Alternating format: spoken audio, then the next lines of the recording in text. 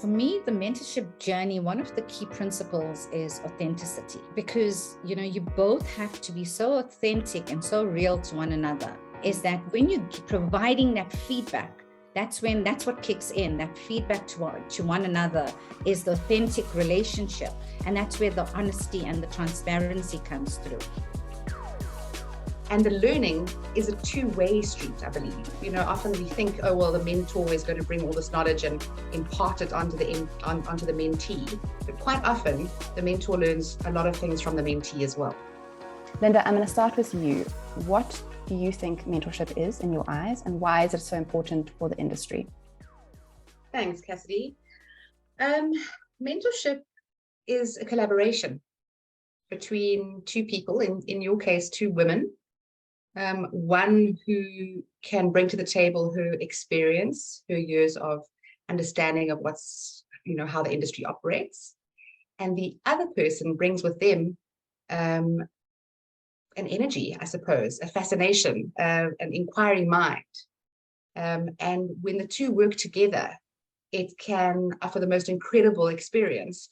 And the learning is a two-way street, I believe. Often we think, oh, well, the mentor is going to bring all this knowledge and impart it onto the mentee. But quite often, the mentor learns a lot of things from the mentee as well. It's so true. I totally agree. Can I ask you, what in your mind is the difference between a mentor and a coach? It's an interesting question. I was chatting to someone the other day and saying that I was going to do this workshop with you. And they said, oh, well, coaching is mentoring. Isn't it the same diffs? And it really isn't.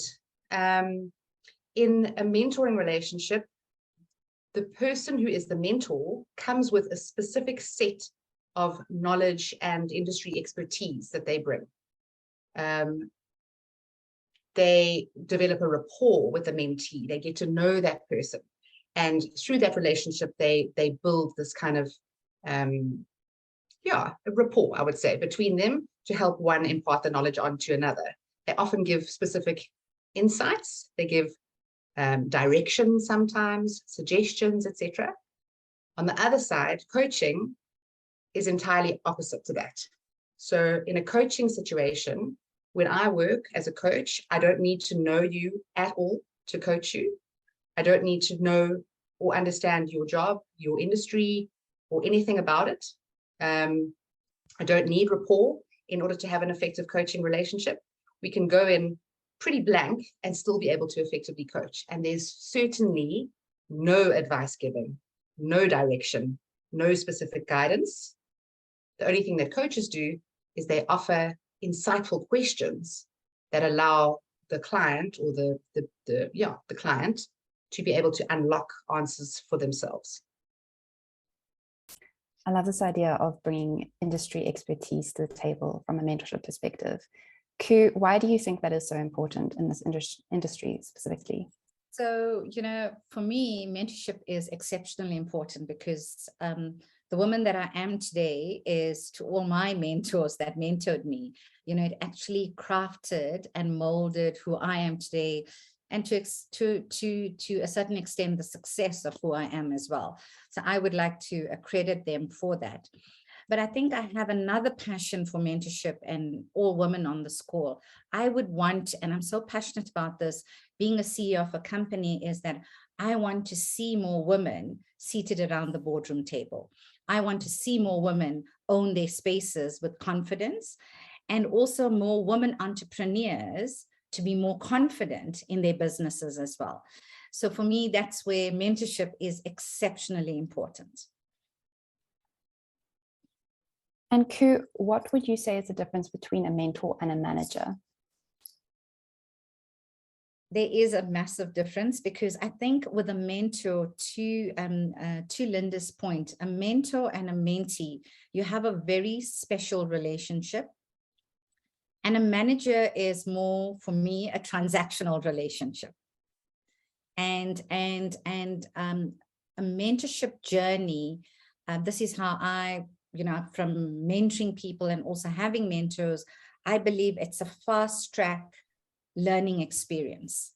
I think you can get them from some involved managers, but managers are also not leaders. So I think there's a massive difference between a mentor and a manager as well. That makes a lot of sense. Okay, so first things first, let's say you've just been matched with your mentee, or a mentee has reached out to you and shown interest in you becoming their mentor, and you're about to connect for the very first time. Linda, again, over to you. What should that very first conversation look like? And I guess more specifically, to kick us off, what could some example questions be to kick off that conversation? Well, that first meeting, whether it's in person or face to face, is really important because it really sets the tone for what the arrangement is going to be going forward. So I think the most important thing to establish is what are the expectations from each side.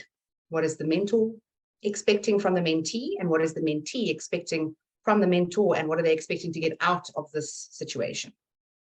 So if I were to ask a specific question, for example, I would say something to the, if I were the mentor, I would say something to the mentee like, talk to me about what success looks like for you. Or if you could flash forward to 3 months' time, where would you want to see yourself, and how would that look for you? You want to encourage the mentee to think outside of where they are today and move themselves into a space of imagining where they want to be a month down the line, 3 months down the line, 5 years down the line. There are lots of approaches you could take to the first questions, but the most important part from the mentor's perspective is to really just listen to that mentee. People kind of tend to jabber on a bit, and that's okay. Let them go. Let them talk. Don't interrupt. Don't try and anticipate what the person's going to say. Don't try and put words in their mouths. Just let them go, and eventually it'll find its way, and you'll find your rhythm together. I love that idea. Koo, how do you kickstart your mentorship relationships?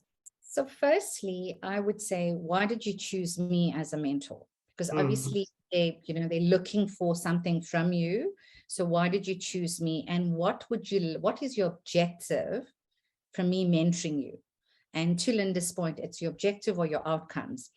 The second thing, being a marketeer, I'm looking at acronyms, which I call the 2 C's. So when I engage, I think the most important thing, 2 important things are the confidentiality and the commitment, because you as a mentor and a mentee are basically contracting with each other. And I think from a commitment perspective, both parties have to be committed to this, I'm going to call it a relationship. And from a confidentiality perspective, both parties are actually going to share a lot of confidential information. So both parties have to honor the confidentiality with regards to what has been discussed in the sessions. And for me, that's the rules of engagement, is the confidentiality and your commitment. I've had mentees who made me wait like an hour, and I was like, yo, this is not for me. Because Sure. if you're not committed to this, then I can't be committed to this. So with that is the punctuality. If we commit to a time, let's stick to that time. So that for me is that commitment. And the other thing about commitment is, to Linda's point, what is your outcomes? And if we're discussing outcomes and we go, this is what I suggest with the 2-year plan or the 5-year plan, I'll also do that. And if you're not committed to that plan, how can I help you achieve what you really want to achieve? So therefore, I go back to confidentiality and commitment. I love the 2 C's. It's a nice rule to play by. Me too. I just wrote it down, Koo. I'm going to copy you and your 2 C's. I love it. I hope everyone has their notebook. Yeah. And I think, from a mentorship, and, I've been on both sides. I think the other thing is that passion and that eagerness to learn both ways, because there's reverse mentoring as well. I've learned so much from my mentees, but both parties have to be committed to that learning process. So if you're not, and I'm harping on the word commitment. If you both are not committed to learning, and I love what Linda said, I was a bad listener. I want to interject and solve the problem as quick as possible. But I think listening is so important as well. So going back to that idea of just listening to your mentee and allowing them to open up, Linda, how would you, or do you have any tips for making your mentee feel like they're in a safe space? Obviously, I feel like this commitment, aspect to it will obviously help with that. But are there any other tips that you have just to allow your mentee to open up? Yeah, no, Cassidy, there definitely are. There are two things. The one is what we call reflective listening, which a lot of people have heard of, but they haven't necessarily put it into practice before. So reflective listening in this circumstance would be the mentor listening to the mentee, talking to them. The mentor would then wait their turn to speak. They would then rephrase what the mentee has just said and ensure that they understand it. So you would say something like, okay, so what I'm understanding you, or what I'm hearing you say is that you're feeling frustrated and overwhelmed. Am I getting that right? Or is that so? Or whatever. And wait for the person to then reconfirm what they've just said. It really makes the mentee feel safe, because when you feel heard, you feel understood. If somebody gets you, it's a very liberating experience. So that's the one thing I would say, the reflective listening. Another thing that we use, certainly in coaching, which works well, and it's actually a good skill to have at any level of corporate life, is what we call mirror and matching. So mirror and matching is using the other person's body language and gestures to guide your own. So if I am a mentor and I'm sitting with a mentee who's like sitting forward in their chair and excited and speaking quite quickly and is full of energy and beans, if I, as the mentor, lean back in my chair half asleep and talk really slowly and quietly, that mentee is not going to feel heard. They're not feeling reflected. So if you engage with them at their level, all of a sudden people feel that psychological safety that they need, and they'll open up more. Linda, I love what you're saying, because now you're going to have another 2 C's that I'm going to be speaking about. Yes, I've got my pen ready. So it's criticize and confidence, right? We know as women, a lot of I'm going to speak about myself personally, because I think it's so important to be vulnerable. My lack of success in certain areas, in my early career, was my lack of confidence. So as women, and especially as mentors, our job is to actually build up on that confidence for women.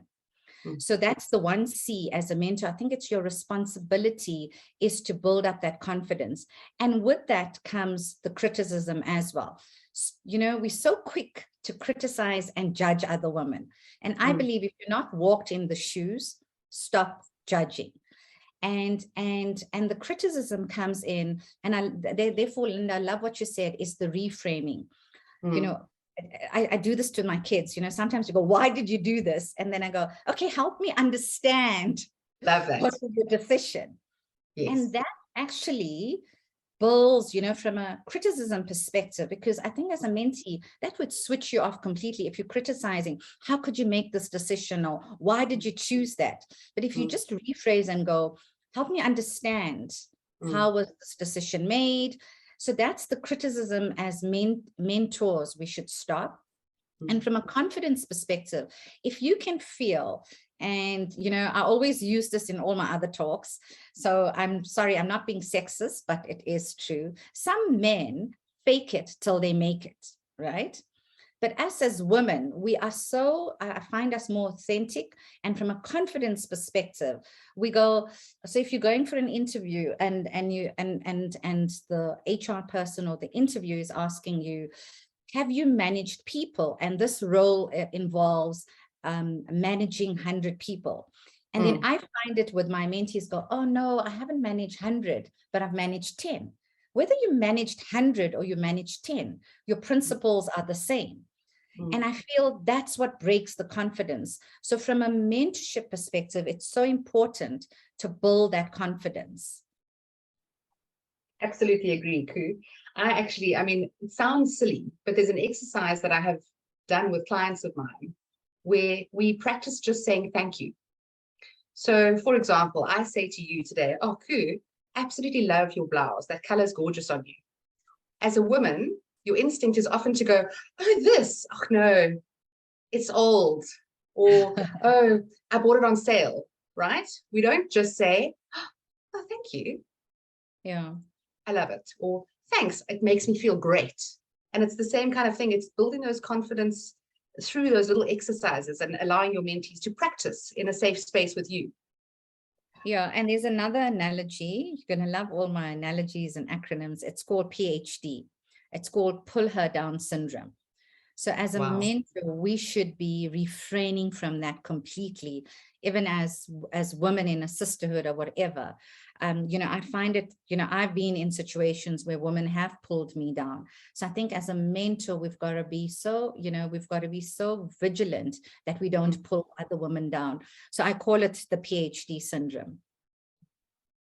I love this because it feels like there's kind of that balance between not compliment, but building up, but also feedback, but in a very positive kind of thought altering way. So kind of breaking down the ways of thinking that the mentee might have that could be negative, and building it up in a much more positive way, which is, yeah, it makes a lot of sense. Just because I think a lot of mentors feel like they have to weigh more towards the positive side, telling the mentee what they're doing right, and less on the feedback side, because I think that's always associated more with a manager's role. The manager gives the difficult feedback, not necessarily the mentor.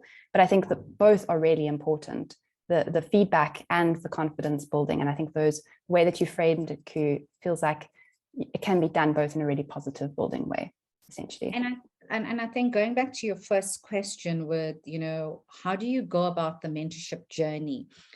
For me, the mentorship journey, one of the key principles is authenticity. And because, you both have to be so authentic and so real to one another, is that when you're providing that feedback, that's what kicks in. That feedback to one another is the authentic relationship. And that's where the honesty and the transparency comes through. And when I start, and how do I get to know my mentees? So as I always say, I'm a marketing person. I make them do a SWOT on themselves. And I think with that, for me, it is so insightful, because I get to know what their strengths are, what their weaknesses are, what their threats are, what do they see as opportunities. And that's how I start building onto that relationship. And that's where you actually know who your mentee is, because I go, if you were a brand, you are a brand, because on brands at marketing, we always say, let's do a SWOT analysis. So let's now do a SWOT analysis on yourself. And I find my mentees get so excited to do that and to share that with me. And that's how I get to know them on a much better basis as well. That's awesome. That actually leads me to my next question, which was going to be how much should you get to know about your mentee? I've had two very different kind of mentors. The one asked me about my whole life story, including my childhood, all the way up to where I was at in my career, which is obviously a very different way of thinking, which is very interesting in its own way. And the other one was very focused on me right now in my career, very much, I think, aligned more to the SWOT analysis, Koo. From both of your perspectives, how do you feel about those two angles, and which do you prefer? Go for it, Koo. So for me, the SWOT analysis works. But also, I think with the SWOT analysis, as I said earlier, what do you want to gain from this mentorship relationship? And I think that's where you go, okay, if you want to gain, I'm giving you an example from my mentees. I want to have a seat around the boardroom table, or I want to be taken seriously at work. So I know working on the SWOT and then working on to what the objectives are, that's when I dive in and go, okay, let me get to know you better. And what are your barriers to that? So I think that's very important. And if there's sometimes from a mentorship perspective, if there's, childhood stuff that's preventing the success, I think it's important to understand what the childhood issues are, so I can help them work through those issues as well. Yeah, I fully agree with you, Koo. And I think the important question there is why? What are you, by getting to know each other, what are you aiming to gain? What is the outcome that you are focusing on? So obviously rapport is important, but the level of how much personal information is gained, you know, like you said, Cassidy, you know, telling her every aspect of your childhood onwards, how relevant that is, I'm not sure. My preference would be more to lean on the boundaried side of things. I mean, in coaching, we do go into a deeper sharing, but we are also trained to do that. You have to be quite careful as a mentor to start scratching where you don't necessarily understand what you're finding. So childhood things are important, those issues, but that can uncover quite a lot of deep-seated emotional work, big anxieties, etc. So I would caution people to be overly inquisitive into people's very personal information. But I think if they're willing to share it, you know, that's going to help them better themselves. I don't mind that. If they're not willing, and I think that's the boundary where people go, oh, I'm feeling uncomfortable to share this, then I think stay away from it. But if you're willing to share it and it's actually going to make you a better person and your mentor is going to help you mold and craft you in that way, I think that's very important to share that information. That does make sense. I mean, what I'm hearing you say is that if the person is open and they are comfortable to share, let them share. Yeah. But if they are visibly uncomfortable or it's not really in their nature to do that, then don't push that boundary. Yeah, and I think, you know, Linda, what you said about the boundaries, as you go about the mentoring session, you also got to have rules with what are the boundaries. And some people are not, you know, from a boundary perspective go, I'm not going into my childhood, or I'm not going into my divorce, or I'm not going into this. I think that's a boundary a mentor has to respect. Sure. And also be cognizant when you're giving examples. If somebody's gone through a really rough divorce, don't bring up the word divorce all the time in a mentorship session. I think that's, you know, so you've got to be very cognizant and vigilant on who the individual is. So therefore, I think the other word that I forgot, there's another C, and you guys are going to think of me for C's. There's another word in terms of mentorship, which is so important, is chemistry. And that should actually be the first thing, you know, when you ask your mentor is, why do you choose me as a mentor? It's like dating, right? If you're on a first date, if there's no chemistry, I'm sorry, nothing's going to happen on a second date. So I think so that's the other thing from a mentorship perspective is the chemistry is there. So if the chemistry is there, the confidentiality is there, and the commitment is there, that's when you know how to create those boundaries as well. 100% right. Sounds like a sort of golden combination of elements. Yeah. I would also caution though, in terms of the sharing of personal information. Yes, there would be occasions where the mentee is sharing a lot of personal information, but I think quite often what happens is mentors also tend to go a little bit potentially over the top in terms of divulging their personal information in an effort to you know, teach the mentee a lesson about a situation that they've been through, for example. So say the mentee has been through a difficult divorce. The risk is that the mentor has been through a difficult divorce. The risk is that the mentor then all of a sudden hijacks things by spending a lot of time talking about their own experience, at the risk of then losing the emphasis on the mentee, and that's really what the emphasis should be on. So these are all delicate balancing acts, and I suppose the more experience you have, the more practice, the easier it becomes. Yeah, and I think you know, doing the mentorship now for a period of time, you learn as you go by. So you know what's the do's and don'ts. And also, you know, to my point earlier, is the chemistry. If I know the chemistry is not there, and I love a question, is it uncommon for mentors and mentees to have a falling out? I love this question because I've had a situation where it wasn't a fallout, but I had to be completely honest with somebody to say, I don't think this is working out for you, or is working out for me. So it's not actually a fallout, but I think you actually need to find another mentor. And I think, you know, as a mentor and as a mentee, you have every right to say, I'm not benefiting from you, or this is really not working out. But it goes back to a very fundamental thing about authenticity as well, to be honest and transparent. So I've had that experience of where I actually told a mentee, this ain't working out for me. Sure. What was that like? It was difficult because the mentee approached me with a completely different agenda. And I thought it was truly, you know, to build her up, but obviously it was completely different. And by the second session, I could see where the agenda was going. And I thought, for me, there's some people that know me on the call. I cannot, you know, for me, falseness and pretentiousness doesn't work. It's not part of my value system. So I could see that, and I had to literally use my moral compass to say, I have to stop this right now. And that's exactly, and I was honest enough to say, it's not working out.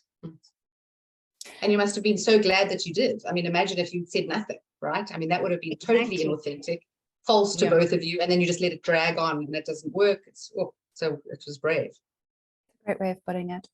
On the other hand, if a mentee were to come to you, especially in the case of Who's Your Momma, because of course, a lot of the time, because you mentioned earlier about a mentee kind of asking you to be their mentor and choosing you and asking why they chose you.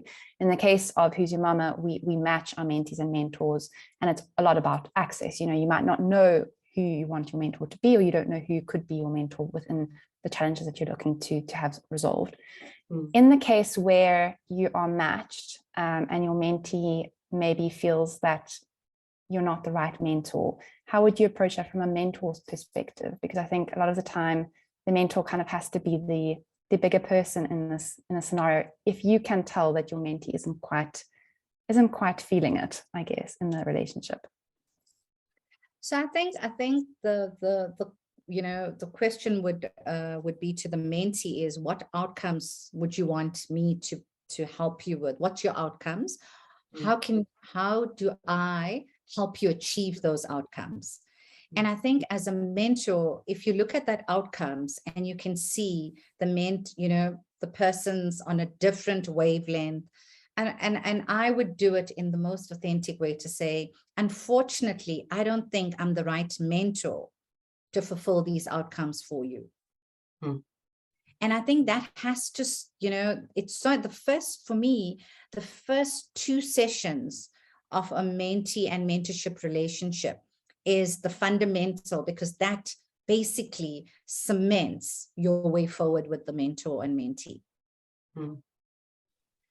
And that's the other thing is, when you embark on this relationship, you know, sometimes I'm not sure how long is the duration, but I think it's important to establish that duration. Are we doing it for 3 months? Are we doing it for 6 months? Are we doing it for 12 months? So what would you like to see happen in the next 3 months with us being together? What would you like that's what I do. 6 months, and then I go 9 months and 12 months. I feel like you just answered Stacey's question. She asked whether there should be a probation period, and I really love that idea.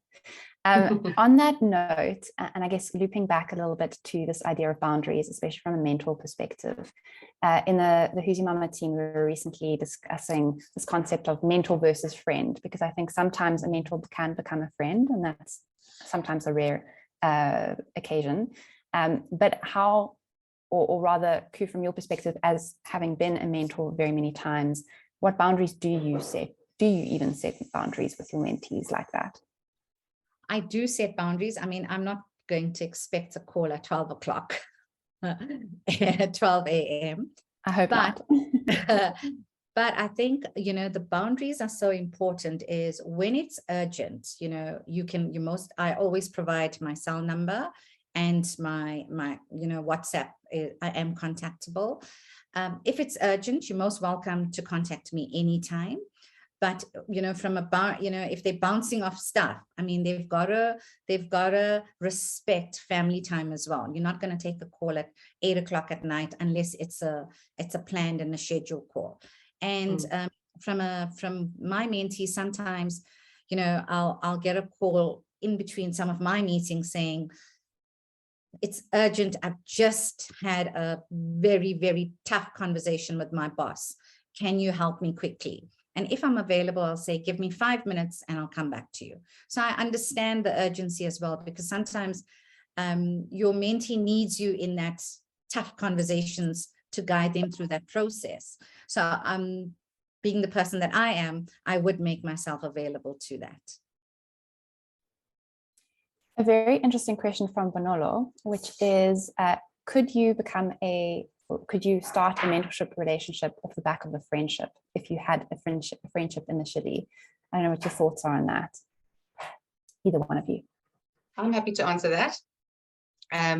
Because I've experienced this myself, both with mentoring and with coaching. And Bonolo, my answer would be yes. You certainly can have an existing friendship, which then migrates into a different relationship, like a mentorship or a coaching relationship. If you are comfortable in your own skin and quite boundaried, it is definitely possible to, you don't have to put your friendship aside. You're focusing on different issues. You know, this is not you and a girlfriend talking about what you did that weekend. It's much more targeted, thought through, goal driven, and it's certainly possible to balance the friendship and the mentoring relationship in my experience. I was not very good at that because what happens is it's too close for comfort. You know, there's certain things where they want you to be completely subjective and biased towards, and then you're trying to reason to say, I don't think you should be doing this. Yeah, but you know me, you know our friendship, and this is how I would behave. And that like really puts the spanner in the works with regards to actually giving honest feedback, because they don't want to really hear that honest feedback from you at times, because they go, yeah, but you don't understand. This is how this person is at work. And how do you think my behavior should be? So I've had challenges with friendship with mentors. However, some of my mentees have become my friends. So it became reverse. I feel like it's a sign of a good mentorship relationship then. I'd like to loop us to this idea of structure. So structure within actual sessions with your mentee, but then also structure over the course of a mentorship relationship. So for instance, for Who's Your Mama, we suggest an initial 6-month period over which you kind of deal with a specific challenge or set of challenges that the mentee might have, and then see if you want to extend past it. Do you have a suggestion or some ideas and tips around how you might structure both those sessions and the overall relationship within that 6-month period? I think, you know, we spoke about commitment, right? And I think it's very important to establish how, so if it's a 6 months mentorship journey, is it every week? Is it twice a week? Is it every month? So I think that is in that 6 months journey, and the commitment means how would the mentee commit to time, and how would the mentor commit to time? If both are free and willing to do it every week, then it's fine. But however, for me, the traction would be if you're meeting every week, it cannot be the same repetitive conversation you had the week before. You've got to recap it and say, last week we discussed 3 goals, or I've given you homework. I give my mentees homework. We've discussed this. Let's look at your homework and what have you done and what happened from, so if they give you a situation, how have you overcome that situation was, you know, in that tough meeting? What did you learn from that situation in that tough meeting? So it's always about recapping and then moving forward and not stagnating and going back to things of the past. Yeah, Cassidy, I agree. I think Koo makes some really good points there about not rehashing the same thing week in and week out. It's important that you feel that you are gaining momentum and that there's progress.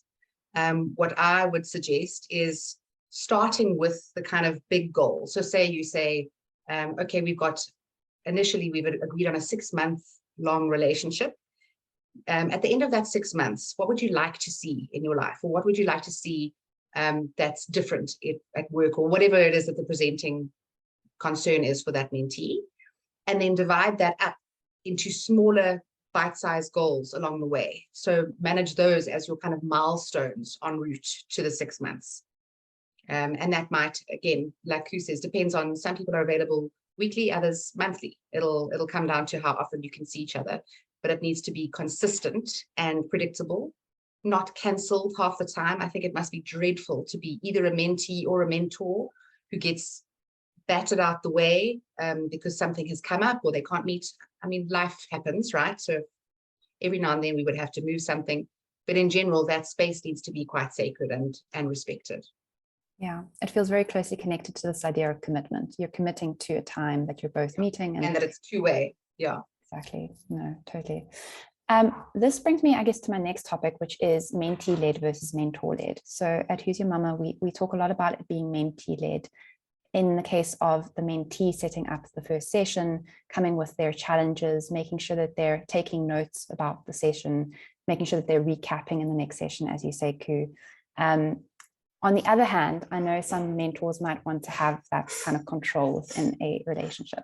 So I'd like to know from both of your perspectives if you are more towards the mentee-led versus the mentor-led, and why. So for me, I'll go. Can I go, Linda? Go. So for me, I'm so passionate about this topic. So for me, I think it works both ways. And I'll give you an example where so it's most of the time it is mentee-led.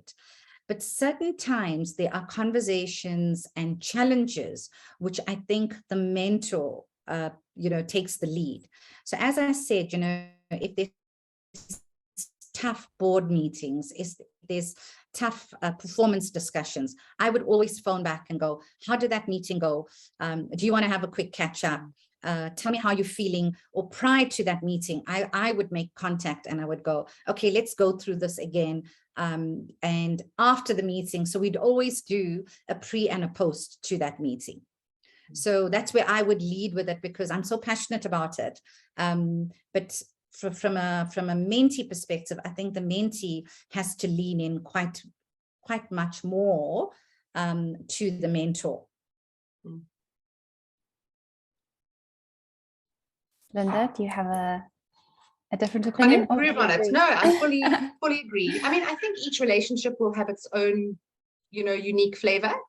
But in general, totally agree with you. I think majority will be mentee-led, but there are definitely appropriate times when the mentor will take charge a bit and not in a bossy way, I would hope, or a way that's taking over, but in a nurturing way that says, I see you, I know this is a big deal for you, and I'm here for you. So I'm going to check how it went. Something simple, a message or a call or whatever. You don't have to just leave them for a month until you speak the next time and it's already old in their life. And the other thing that I do is, to certain mentees, if I see something on social media or something that's going to impact them, I would pick up the phone and say, did you see this on social media? Or did you see this on the news? So actually helping them, navigate their career journey as well. So sometimes that's the other thing that I do is, did you notice this? Or if I saw an article, if I was reading a book or reading an article, I'd send a pic or or there'd be something that really, resonated with me that I know that would benefit them. I would highlight something, take a photo and send it to them and said, I thought about you at this very moment reading this article. So sometimes amazing. I do that as well. Yeah. You have some very lucky mentees. I mean, your mentees must be lucky. That's exactly what I was just thinking. How fantastic. I mean, what better way to be seen in the world than for someone else to say, I saw this and I thought of you, and it's meaningful and it enriches their life. I mean, fantastic. Podcasts and articles and books to read is a huge thing because it's so valuable for a mentor to say to someone, you know what, I have read the most dynamite book. Have a look, or I'll lend it to you. I've got it in my library. Would you like it, or whatever? It's hugely valuable. So therefore, I say the rule of engagement. It's a very engaging relationship. So depending on the circumstances, it can be led either way. And, you know, the other thing is, speaking about a mentee, after the 6 months, or even I look at milestones. I'm the milestones person. And I would go to the mentee and say, you know, when you first came in, I saw you lacked confidence, but this was certain things that you've done, demonstrated that your confidence has peaked. Or so that's one of the things. Or the other thing is with regards to speaking up. You know, I can hear you now. You know, before you just listened. Now I can see that you're actually speaking up and your voice is being heard. So that's another thing that is so encouraging. You know, when I'm speaking about building the mentees up. So observe your mentees as well. You know, how they're engaging with you, and then go, okay, you sound, you know, initially you were very distracted. You didn't have very good listening skills. And after 3 months, I can see you're really good with your listening skills. So, you know, acknowledging them with their improvements, if that's the right word, or evolving into a better person, you need to give them that acknowledgement and validation as well. Feels like a great way to mark different points of your mentorship relationship and kind of move it forward, as you said, making sure that there's always momentum going forward. Koo, it feels like you're a very hands-on mentor, and as we said, very lucky mentees. With that in mind, how many mentees do you usually take on at any given time? Because it sounds very time and also mind consuming. So at one stage I was doing 10 mentees at a time, because as I said, I'm so passionate about this. And then I realized, you know, time was, you know, I couldn't really commit, and then I reduced it, and now it's like 5 at a time. And what I do is, I think that's very important, is why did you choose me? What are you looking at? What outcomes? So sometimes the outcomes finish in 3 months. So then I know I can take someone else on. And I think that's a very important thing, is to complete the outcome that your mentee is looking for from you. Linda, do you have any opinions on how many mentees at a time, or how many you take on at a time? I guess. I'm amazed. No, I mean, it depends. I mean, it's different, because my coaching is my business, you know, so, and it's what I do all day, every day. So, and I'm paid to do that. Whereas I'm amazed that you at any point had 10, never mind 5.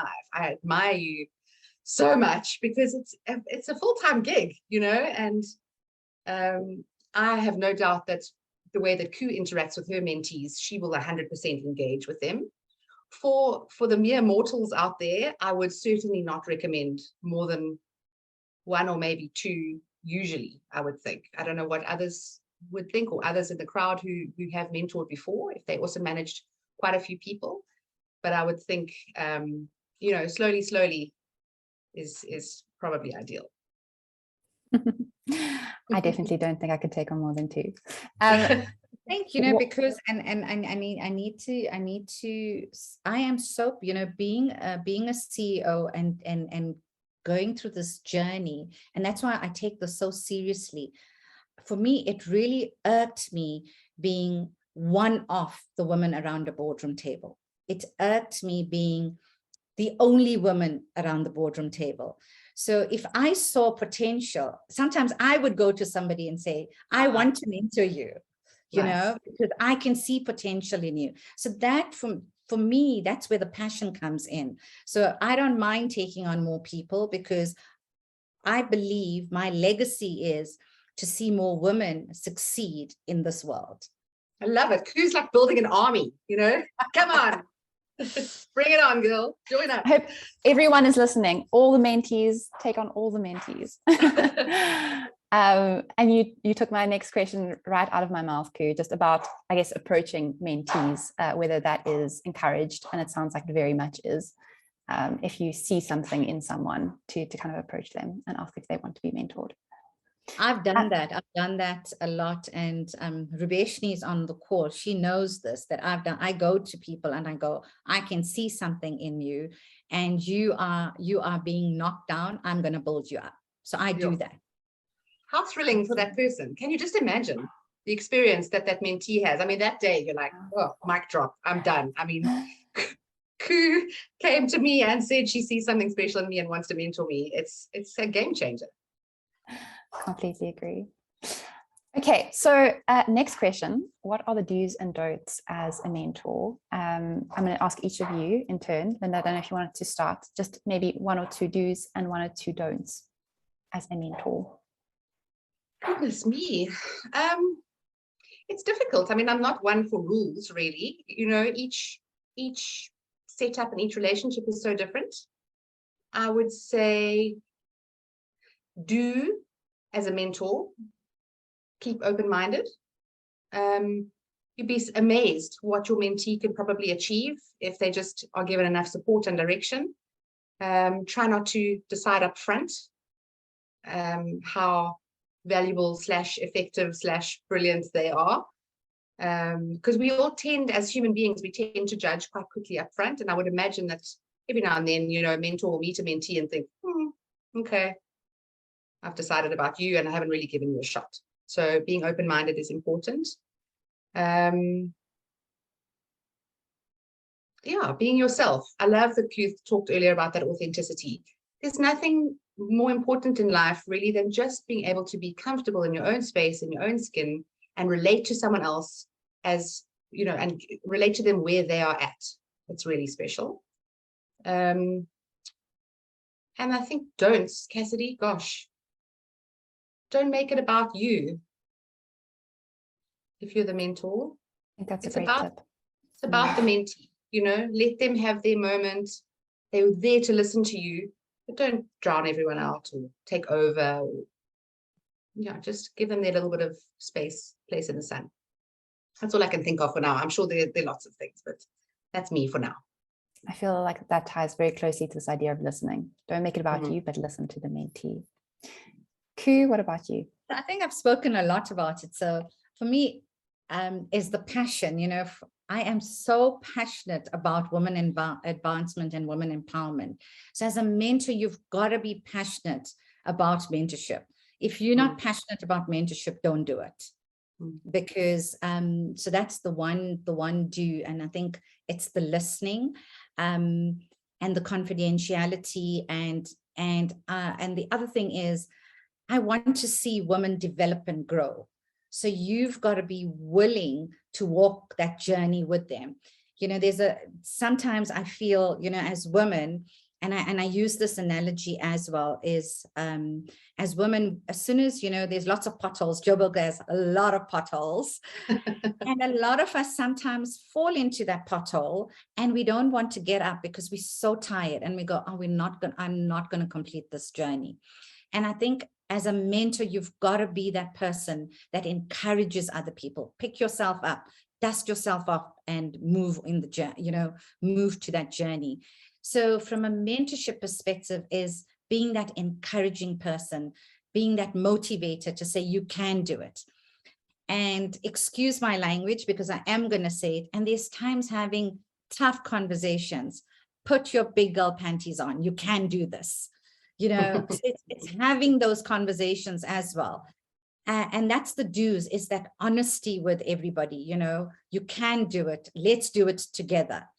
And the don'ts for me is don't get involved. And I love what Linda was saying as well. You know, sometimes encroaching onto the personal space where it's really not necessary to encroach on the personal space. If that's the personal that doesn't need encroaching, don't do it. And the other don't is the criticism, is the PhD syndrome, puller down syndrome. We're not here to judge, or we're not here to pull anybody down. So that would be my don'ts. Amazing. I am going to open the floor to any questions. I know we had a few that were actually collecting in the chat. First one to Stacey, I'm actually going to answer just because it's about the mentorship program. The cadence of conversations is completely up to you and what you decide with your mentee and mentor. But to the idea of commitment, make sure that you decide between the two of you and stick to it, and make sure that you do follow up on those actual commitments.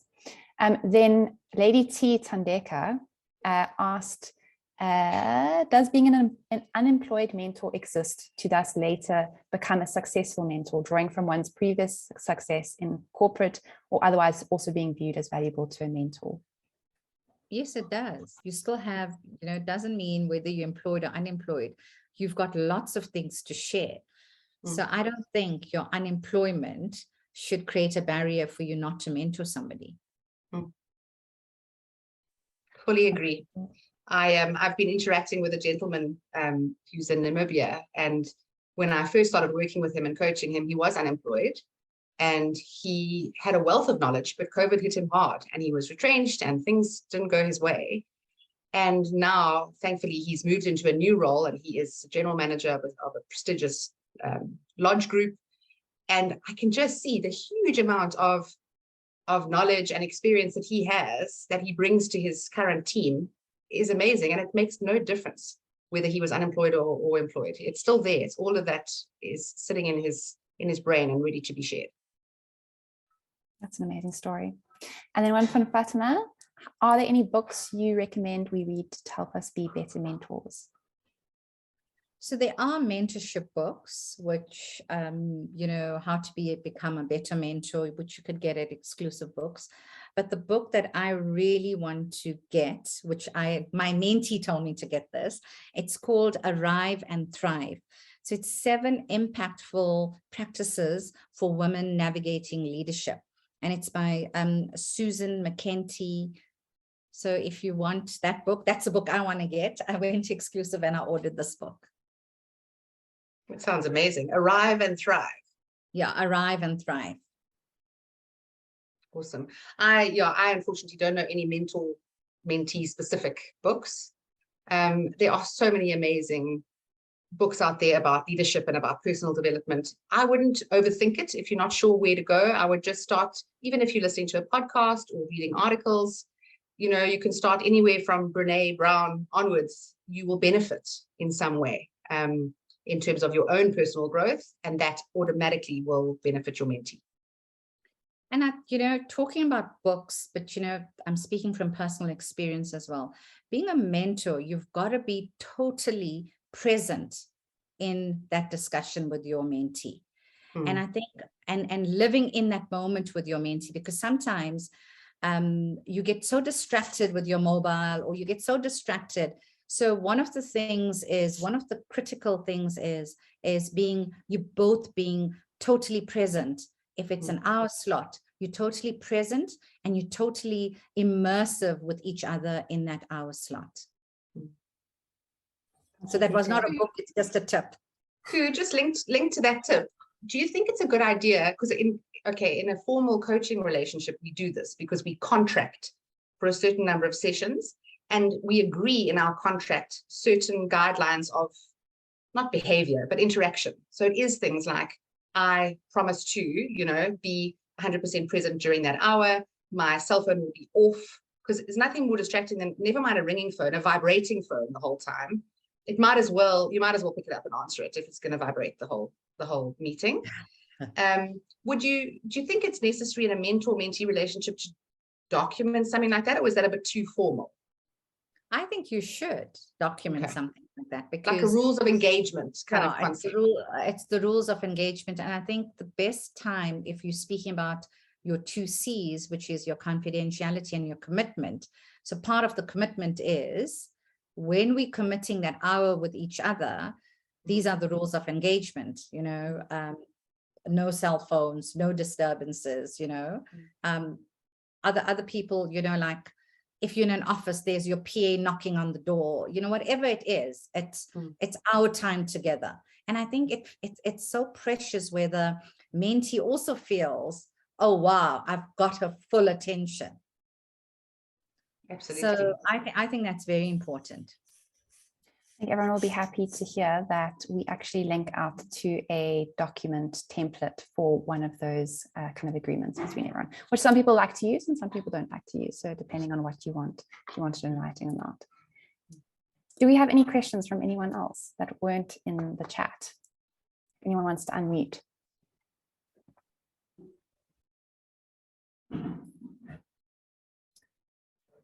I'll read one out from Stacey, seeing as it came up in my chat.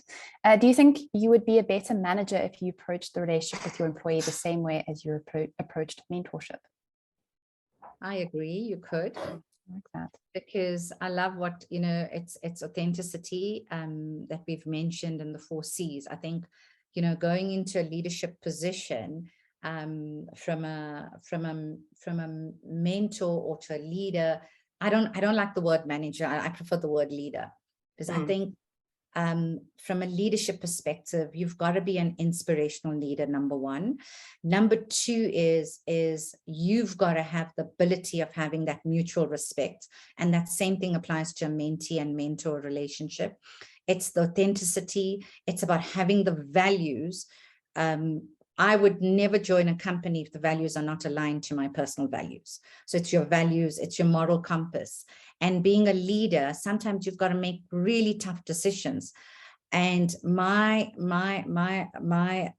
philosophy is, if my conscience is clear and on my moral compass, I know I've dealt with it fairly, I know I can go to bed at night put my head on the pillow, knowing I've done the right thing. So I think that's, from what Stacey is saying, is really critical for managers or leaders. Completely agree. Anyone else for any more questions?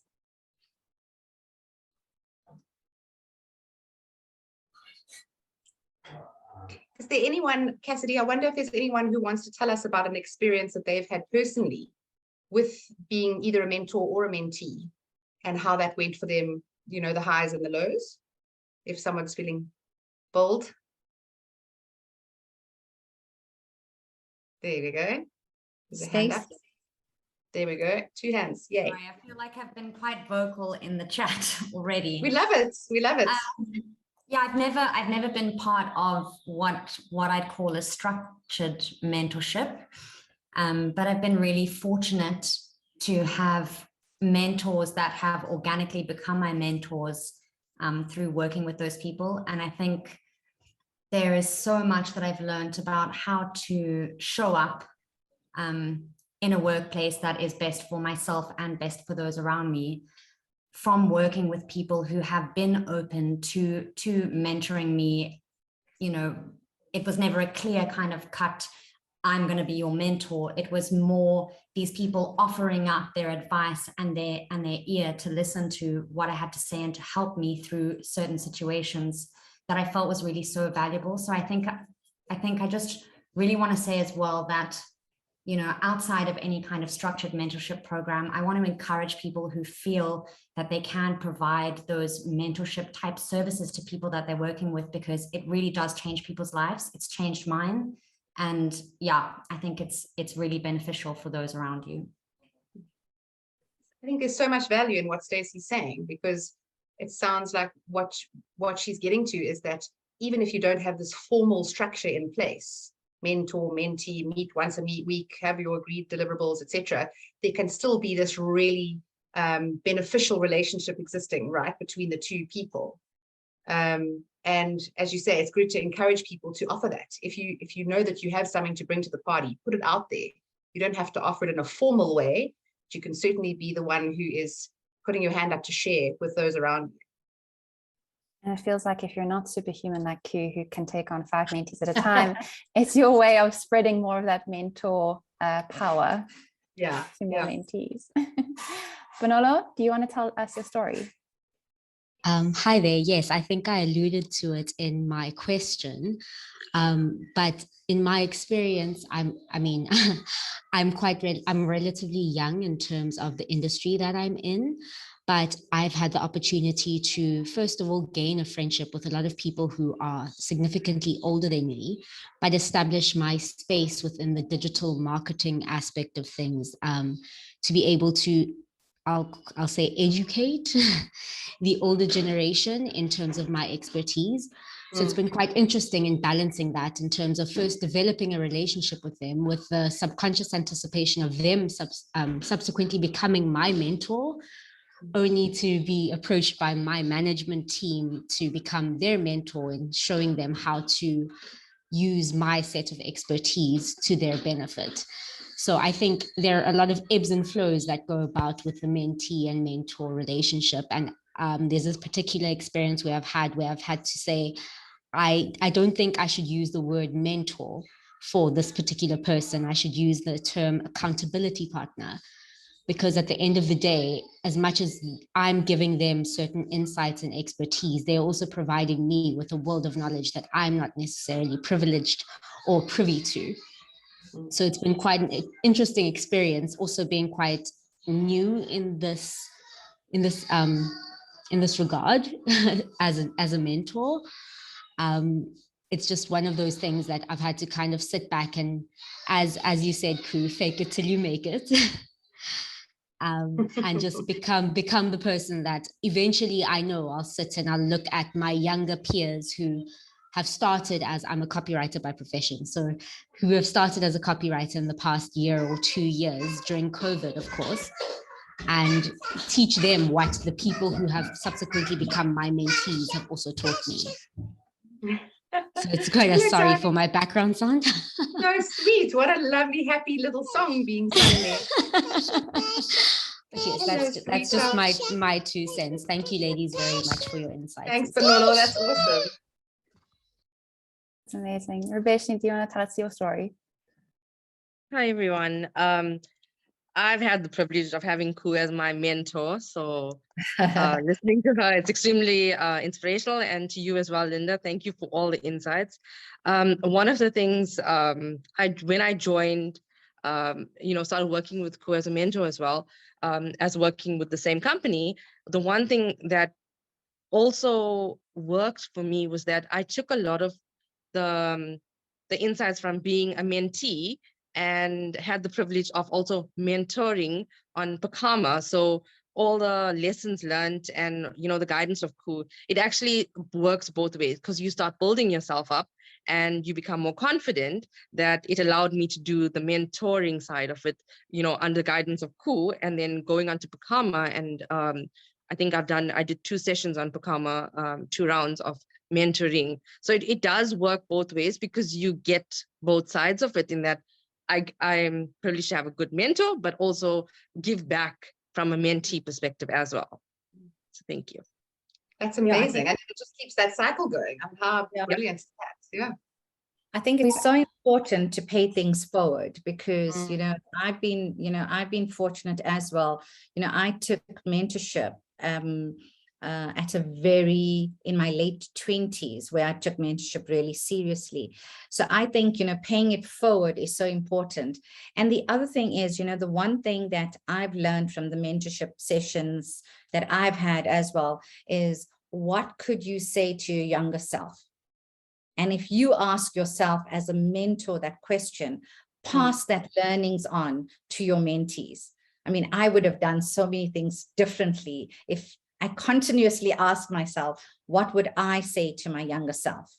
And how would I do things differently 25 years ago? I would have done things really differently, because I didn't really have a mentor at that stage.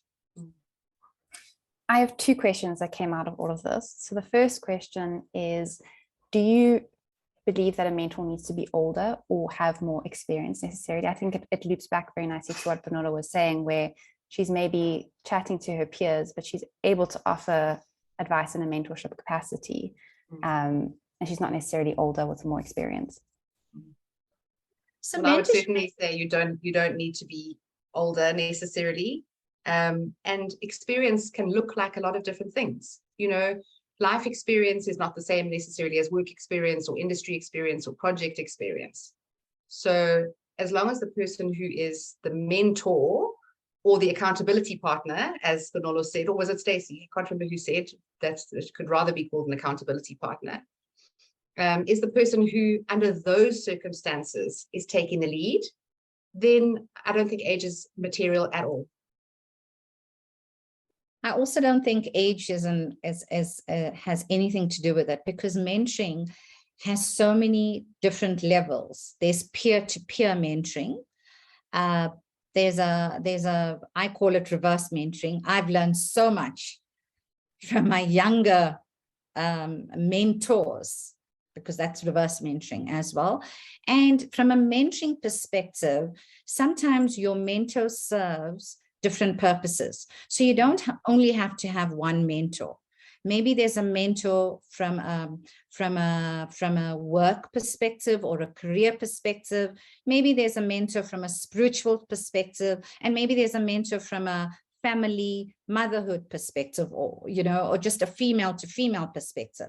So I don't think it should be restricted to age. It's what do you need at that point in your life? And I think that's what a mentee should be asking. What do I need, and who's that person that's actually going to help me provide to help me with that need or that outcome or objective that I'm looking for? And my second question, do you feel you need to have been a mentee before you can be a mentor? It was actually a question that was asked us from someone who signed up to be a mentee and had never been mentored before, and was quite senior and had quite a lot of work experience, and was quite a bit older. And I asked her, would you be interested in being a mentor, because you have all the traits of being a mentor? And she said she wasn't so comfortable with it because she'd never been mentored before, and she would like to get a sense of what it actually looked like first. So with that, I don't think you have to be a mentee before you become a mentor. It's what do you personally want to give off to help somebody else? And I think that is the critical question when you're going into a mentoring relationship. What can you share that's going to actually positively impact or positively make a difference in that person's life? Yeah, I agree with Koo there. And every person, regardless of who you are, has been influenced by others in some way. So specifically in a work environment, you will know, mentor or mentee or just an ordinary person, there will have been people who have influenced you in a positive way and in a potentially negative way. So even if you haven't formally been a mentee, to become a mentor is absolutely fine, because you can bring with the knowledge that you've got of your own personal experiences, even if they're not hugely high level experiences either. I mean, of course, like in Koo's situation, being a CEO is amazing, and she brings with that wealth of experience. But I also would hate for all the mentors to think, gosh, I can't be a mentor because I'm not a CEO or creative director or whatever it might be. A lot of people can bring value regardless of their role. Completely agree. Okay, I'm going to wrap us up then, just with one last question to each of you. So the question is, what do you believe sets a great mentor apart from an average mentor? Koo, over to you first. For me, it's the passion. I will drill this. It's the passion, and the other thing is looking into yourself as a mentor. How much do you want to give yourself unconditionally to help your mentee achieve or achieve their outcomes as well? It's unconditional love. There is a lot of love in those relationships, isn't there? I mean, there's so much, as you said, a passion is vital. Yes. But it's also just, it's like, what kind of person do you want to be? And if you can be a mentor who is someone who brings that passion, brings that fire, brings that knowledge, is open and honest, that's just the absolute winning combination. I completely agree. Linda, is that your quick answer to the question? Or was that... Pretty much, yeah. Amazing. Stacey, I will be sending the link to everyone who was on this call. If you haven't signed up to the mentorship program, then please do. And Stacey, you've been very vocal. I'd really love you to sign up, please. Koo and Linda, thank you so much for your time. It's been such an honor to learn from both of you, and so insightful. And I know I speak for myself, but I speak for everyone. And all the hearts that are coming up on the Zoom, which is a very nice feature, which I've only seen now, just a testament to that. So thank you so much. And as I mentioned, I will be sending the link to the sign up for the mentorship program, because I know I'm feeling even more inspired about mentorship, and I'm sure everyone else is as well. Thank you so much, everybody.